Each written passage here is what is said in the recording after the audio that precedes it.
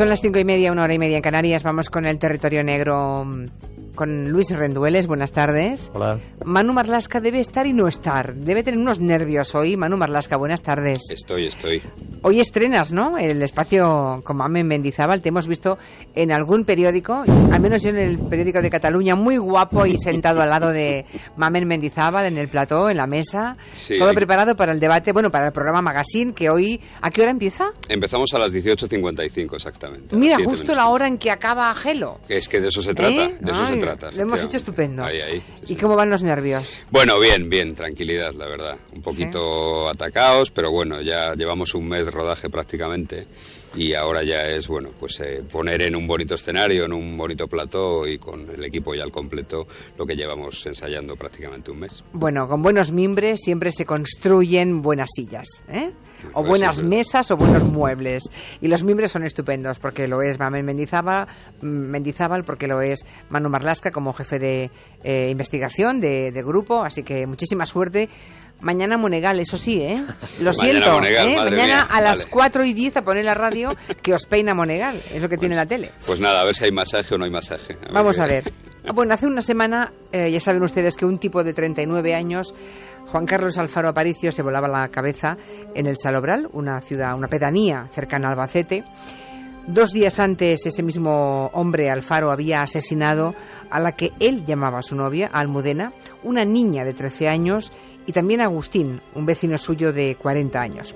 Hoy en este territorio, Manu y Luis van a contarnos cómo un adulto inicia y trata de mantener una relación enfermiza con esa criatura, con esa niña, y cómo, cuando ella rompe con él, prepara ese día de furia y sangre. Hay que ir hacia atrás, hay que ir hasta el mes de abril y hacia un despacho de abogados en Albacete, porque allí es donde Juan Carlos Alfaro, el asesino, el futuro asesino, 39 años, lleva a Almudena, la niña de 13 años, que por aquel entonces aún acepta ser su novia.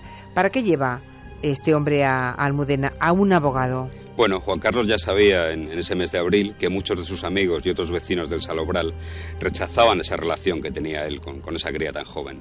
También sabía perfectamente que la madre y la abuela de la cría se oponían radicalmente. Así que lo que hizo fue convencer a Almudena para ir a un abogado que él conocía. Y allí la niña lo que hizo fue firmar de su puño y letra un documento. Bien, ¿qué firmó la niña aquella tarde, animada por ese adulto? Firmó una especie de declaración jurada en la que Almudena juraba que estaba enamorada de Juan Carlos Alfaro, decía que quería estar con él y que lo hacía libremente, sin coacciones, ¿no? La niña no tenía ninguna necesidad de hacer eso, a ella no le iba a servir para nada firmar un papel como ese, ¿no? Pero da la sensación de que Alfaro quiso cubrirse las espaldas por si acaso la familia de ella le denunciaba, como así fue. Esto, repetimos, ocurrió en el mes de abril. Juan Carlos Alfaro, el adulto, lleva a esa niña a un despacho de abogados para que certifique su amor. Bien, conozcamos un poco luego volveremos a retomar este punto. Conozcamos un poco a los protagonistas. Primero al adulto, al que luego sería el asesino. Juan Carlos Alfaro, ¿quién era este hombre? ¿A qué se dedicaba? ¿Qué hacía? Pues Juan Carlos Alfaro Aparicio tenía 39 años, era mecánico de profesión, aunque llevaba algún tiempo en el paro. Y su apodo, el que hemos conocido todos ahora, el Fraggle, le viene de hace unos 20 años, los más veteranos acordarán, cuando él llevaba melenas y estaba de moda una serie que se llamaba Los Fraggle, de Jim Henson, el creador de los teleñecos, y eran como teleñecos con unas melenas así, que vivían en Fraggle Rock. No sé los si Fraggle, yo no me acordaba, al leerlo ahora he caído en la cuenta, es verdad. Bueno, y estaba en paro, decíais, ¿a qué se dedicaba? Desde que dejó su trabajo en un taller de Albacete, que regentaban algunos familiares suyos, no se dedicaba a nada en concreto, en general. Hace un par de años se fue a Canadá y estuvo allí buscando trabajo, dijo, pero volvió al pueblo y allí hacía alguna chapuza arreglando motocicletas, sobre todo. Se dedicaba a las motos, sobre todo, y también a la que era su pasión verdadera, las armas, ¿no? Juan Carlos había hecho, por ejemplo, cursos donde aprendió técnicas de francotirador y también técnicas de supervivencia. Ahí es nada, francotirador y supervivencia, un poco paramilitar para entendernos. Bueno, ahora vamos a conocer a la víctima, a esta pobre niña, Almudena Márquez, la niña asesinada. ¿Quién era Almudena? Pues iba a cumplir 14 años el próximo 20 de noviembre. Su madre, Adela, dio a luz cuando tenía 18 años y la cría nunca supo quién era su padre. La madre no vive en el Salobral, sino en un pueblo cercano que se llama El Pasico. Así que desde muy pequeña la niña Almudena se crió con su abuela, Paqui, que también había sido madre muy joven, cuando tenía solo 16 años. Madre mía, pero la diferencia entre abuela y nieta era nada. Casi como una madre. Entre la abuela y la nieta había solo 34 años de diferencia. Madre mía. La abuela Paqui está separada desde hace años y vive ahora con su pareja Joaquín, que era el que ejercía un poco, digamos, de padre de Almudena. O sea que Almudena creció en una familia donde las mujeres, tanto la abuela como su propia madre, fueron madres muy jóvenes y tuvieron, digamos, que malas experiencias con los hombres, ¿no? Con los padres de las hijas. Sí, lo que pasa es que Almudena sí que tuvo una infancia bastante normal, la poca infancia que tuvo, por cierto. Acudía al colegio, tenía sus amigas, tenía una cuenta abierta en Facebook. En esa cuenta se hacía llamar Oscuridad por su afición al rock duro, al heavy metal y sobre todo al grupo Mago de Oz. Le gustaba mucho la naturaleza, los animales, el campo, y precisamente esa afición fue lo que le acercó al que años después se convirtió en su asesino. ¿El amor por la naturaleza? Sí, no entiendo. Una de las parejas de la madre de Almudena, un hombre que se llama José Andrés, que es camarero en un bar del pueblo del Salobral, tenía una finca pegada a la de los Alfaro, la familia Alfaro, la misma en la que el Fragel, Juan Carlos Alfaro, se escondió antes de pegarse un tiro, ¿no? José Andrés, el que era novio de su madre entonces, le dejaba a Juan Carlos algún arma para que él se la arreglase, ¿no? Y con José Andrés iba entonces la niña Almudena, porque le gustaba pasarse por esa finca para jugar con los perros, para montar a caballo. Ella, la niña, tenía entonces apenas 8 años, ni siquiera había hecho la comunión, y allí conoció entonces a Juan Carlos Alfraga. 8 añitos. Bueno, ¿y cuándo se sabe que empieza la relación sentimental entre esa niña y ese hombre ya mayor? No está muy claro, ¿eh? Sí que parece que desde que Almudena tenía 11 años, la cría y el Fragel se veían con regularidad y a solas. A los dos les gustaba el heavy, se dejaban ver juntos por el pueblo, aunque nunca se dejaban ver en actitudes explícitas, para entendernos, ni cogidos de la mano, ni dándose arrumacos, ni nada. Desde hace más o menos un año, Almudena y Juan Carlos tenían una relación sentimental que sí que era conocida por gran parte del pueblo. Incluso las amigas adolescentes, lógicamente, de su misma edad, las amigas adolescentes de Almudena, pues hacían de correos y le pasaban notas al Fragel. O sea, que la relación entre un hombre de casi 40 años y una cría de 12 o 13, da igual, era conocida por todo el mundo prácticamente, y también era consentida por todos, se veían y nadie hacía nada.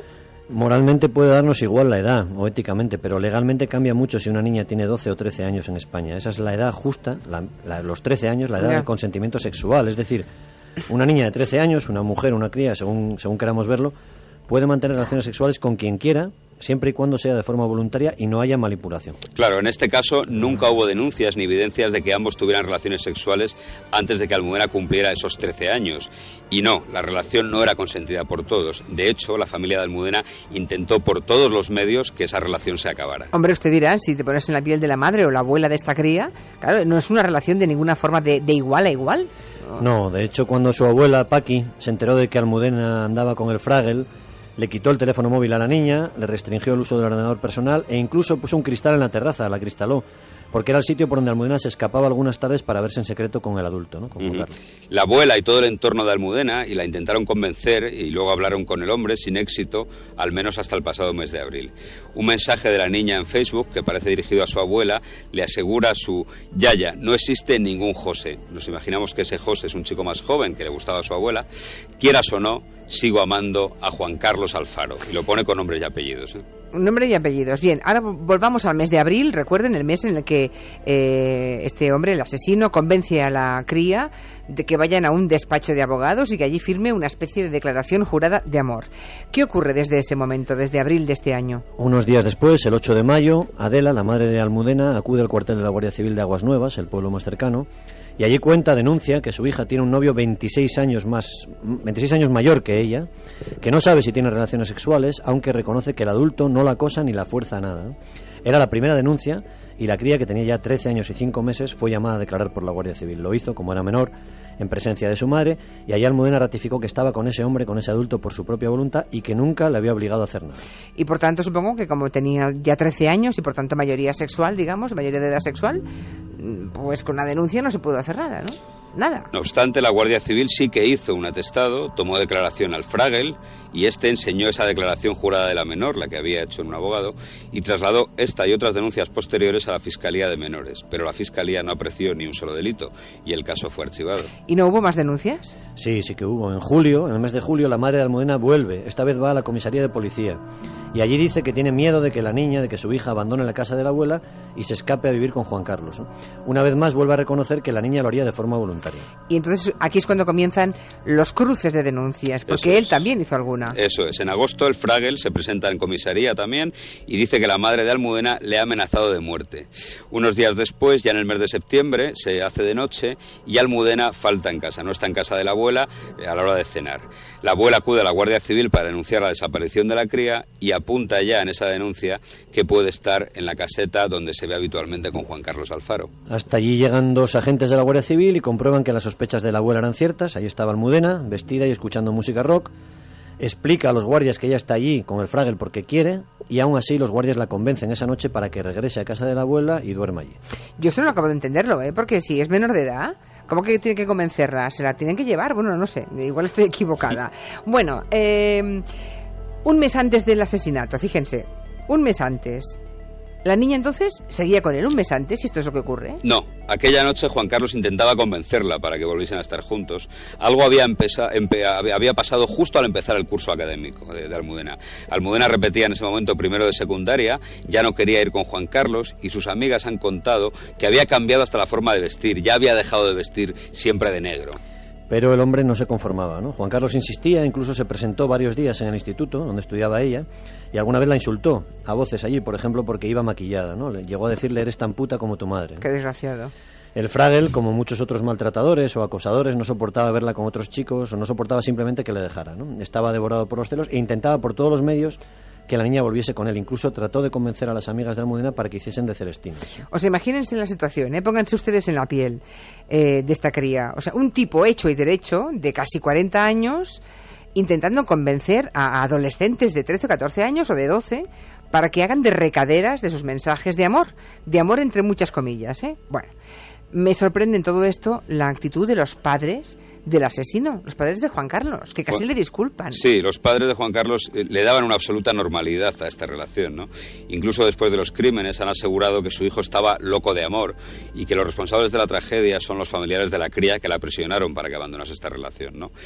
Lo cierto es que ellos no dejan de ser otras víctimas al fin y al cabo también, Y nos han contado desde luego que el padre tuvo un comportamiento ejemplar durante la tragedia y después de ella. Estamos en septiembre, vemos que la niña ha dejado a ese hombre, empieza el curso, deja a este hombre, que él no se resigna, por tanto sigue acosándola, acosa, incluso presiona a sus amigas, que no dejan de ser otras niñas, otras adolescentes.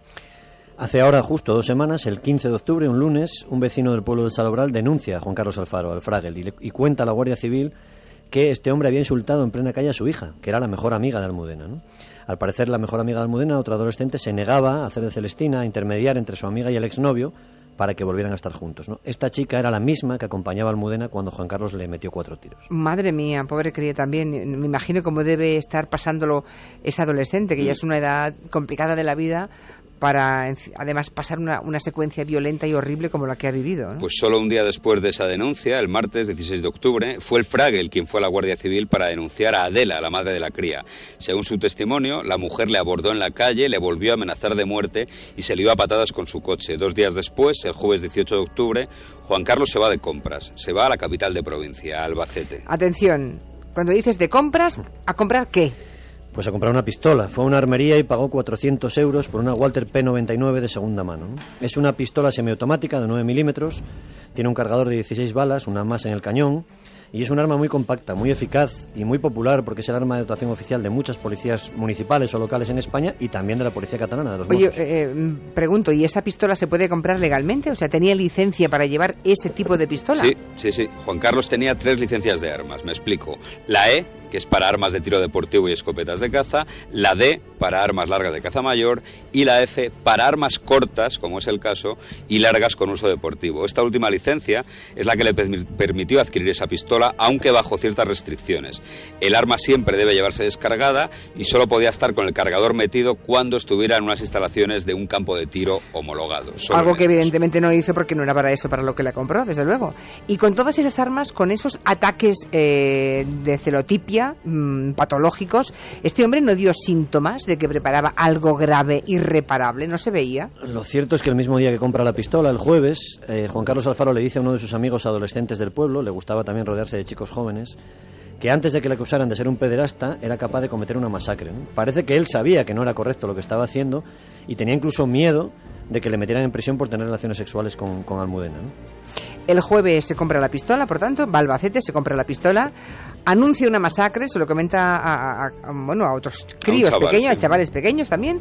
Llega el sábado, ese día sangriento del que hemos empezado hablando al principio. Era sábado, era un poco después de las 7 de la tarde. Juan Carlos para su coche junto a Almudena, que pasea con su mejor amiga. Juan Carlos se baja, se acerca a ella y le dice: tenemos que hablar. La cría estaba ya muy cansada de él y le dice: no tenemos que hablar nada entre tú y yo. En ese momento el Fraggle saca esa pistola, esa Walther P99, y le pega 4 tiros. Luego miró a su amiga con la pistola en la mano y le dijo: a ti te dejo vivir. Se sube en el coche, se va hacia su casa y a las 7:30 de la tarde llama al 112, al teléfono de emergencias, y dice: he matado a una niña. ¿A una niña? Uh-huh. A una niña, dice. Coge un rifle de su casa, se pone un pasamontañas, un chaleco y sale andando por el pueblo, por las calles principales del pueblo, ¿no? Y ahí en la calle Mayor precisamente dispara 15 tiros, ¿no?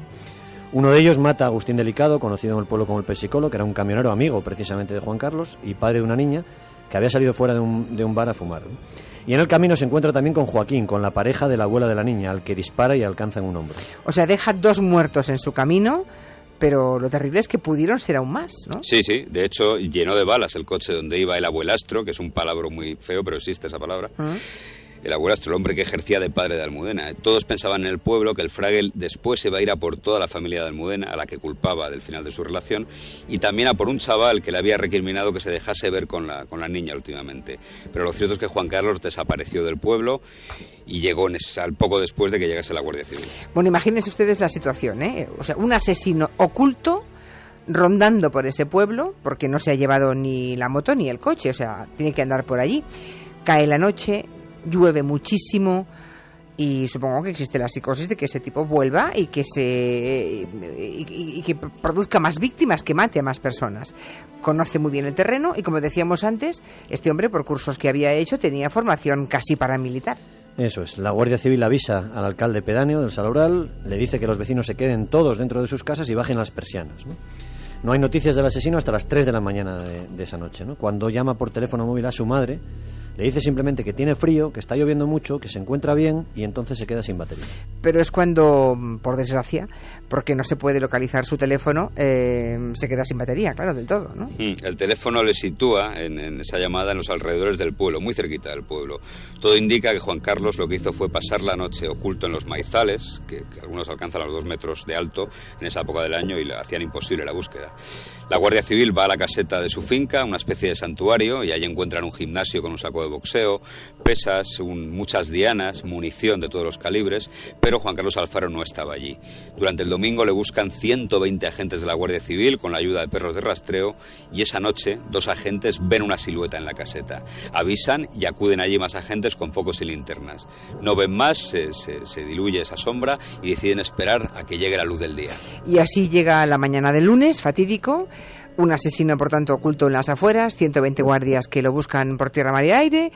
Al final, ¿cómo le localizan? ¿Cómo le ven? Cuando llega la luz del día, primeras horas de la mañana del lunes, hacia las 8:30, 2 guardias civiles se acercan a la caseta y ven que la ventana está rota. Alguien ha roto el cristal, ¿no? Se acercan y ven que está el asesino dentro, ¿no? Juan Carlos se gira y les ve. Ambos se miran, cruzan miradas y él les dice: si no os vais, os mato. Era un tío capaz de matar a 1,5 kilómetros de distancia, ¿no? Los 2 guardias avisan y entonces se pone en marcha lo que es el protocolo de la UEI, la unidad de intervención de la Guardia Civil. ¿Cómo funciona ese protocolo, el de la UEI?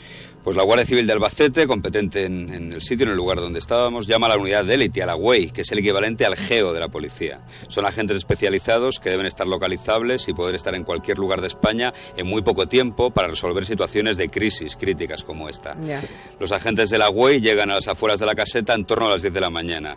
Una docena de tiradores de élite rodean la caseta y un negociador comienza a hablar con Juan Carlos. Un negociador, explicándonos un poco la figura interesantísima de ese negociador. ¿Quién es? ¿A qué se dedica? ¿Cómo lo hace? Pues todas las unidades de élite como los GEO, la UEI, tienen sus negociadores, alguien formado psicológica y policialmente para estas situaciones de crisis, ¿no? Y su papel es hablar, él es la única persona que va a hablar con el secuestrador o el tirador, en este caso el asesino, y trasladar a sus compañeros, al resto de guardias, su estado de ánimo, decir si está débil, si está nervioso, si se va a entregar, si es peligroso. Y en este caso el negociador, ¿qué hizo? ¿Cómo tuvo que hacerlo esta vez? Bueno, este caso tiene varias peculiaridades. La primera peculiaridad, que suele ser bastante insólita, es que no había rehenes, no había ninguna vida que preservar salvo la del propio tirador, ¿no?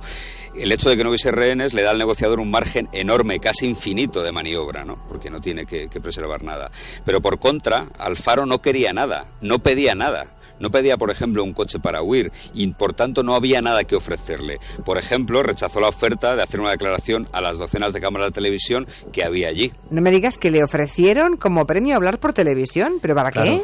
¿Para qué? Porque muchos de estos asesinos son vanidosos. Les gusta que la gente les vea, contar su historia, dar su versión, aunque sea una versión enfermiza, ¿no? El negociador entendía que podía servir para complacerle y también, aunque no les guste a ellos que hablemos mucho de esto, para distraerlo y acabar deteniéndole, ¿no? Yeah. No es la primera vez que agentes de élite se disfrazan de periodistas o de cámaras de televisión para capturar a un asesino, un secuestrador. No sabemos si aquellas imágenes luego serían emitidas o no. Por cierto, no permitiría a la policía que cámaras o periodistas de verdad se acercasen, imagino. Bueno, no me lo quieren decir, vale, yo estoy segura de que no, vamos. Bueno, este asesino rechaza, por tanto, esos 5 minutos en televisión y entonces, ¿qué es lo que hizo el negociador? Porque si no quería nada, no pedía nada, ¿qué le ofrecieron para que estuviera conforme y saliera sin matar? Bueno, ni se matara, claro. Lo que hicieron fue darle tabaco, un teléfono móvil, porque recordemos que el suyo no tenía batería, y el negociador jugó una baza que suele ser bastante eficaz. Hizo acudir al lugar, ahí al lado de la caseta, al padre y a un tío del Fraggle para que le convenciesen. Lo que pasa es que eso tampoco sirvió porque el Fraggle Alfaro ni siquiera quiso hablar con ellos. O sea, no había manera de sacarle de allí, por ejemplo, entrar por la fuerza. Bueno, habría sido un riesgo tremendo e innecesario, ¿no? El Fraggle no tenía rehenes y la Guardia Civil no debía arriesgar ni un solo hombre. Bueno, es verdad, tienes toda la razón, claro. ¿Para qué? Arriesgar la vida de nadie, claro, de un policía. Hace 10, 12 años en Guerreros de Rueda, en León, una persona que se encerró igual mató a un Guardia Civil, ¿no? Claro. Se trataba de agotarle, de cansarle, ¿no? El tiempo y el cansancio corrían en contra del Fraggle, no tenía rehenes. Y el negociador pensaba que se iba a entregar cuando a eso de las 3 de la tarde el Fraggle sale de la caseta, aunque armado con su pistola con la que se apuntaba permanentemente a la sien. Quería provocar, suponemos, lo que se conoce como un suicidio policial. Yo no sabía que esto se llamaba así, me parece interesantísimo. Fíjense, para los que están preguntándose qué es un suicidio policial, escuchen. Bueno, pues el Fraggle pensó, nos imaginamos que influido por el cine, que saliendo y por la tele, imaginó que saliendo armado de la casa le iban a acribillar. Claro. Pero no fue así. Él cruzó la valla hacia donde estaba la Guardia Civil, siguió caminando unos 30 metros más, incluso estuvo a punto de pisar a uno de los tiradores que estaba apostado en el suelo cerca de la casa, y todo indica que como vio que nadie le disparaba, lo hizo él mismo. Llegó vivo al hospital, pero allí murió. O sea, quería que le matasen. Y al no conseguirlo se suicidó. Y eso sí, se llevó por delante a 2 personas.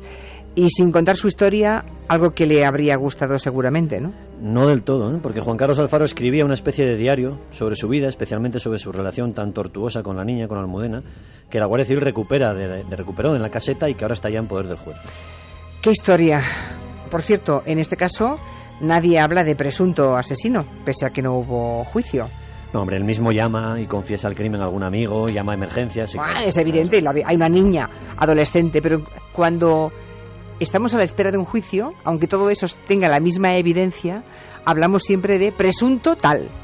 Nos hemos hecho muy correctos. Sí. Demasiado.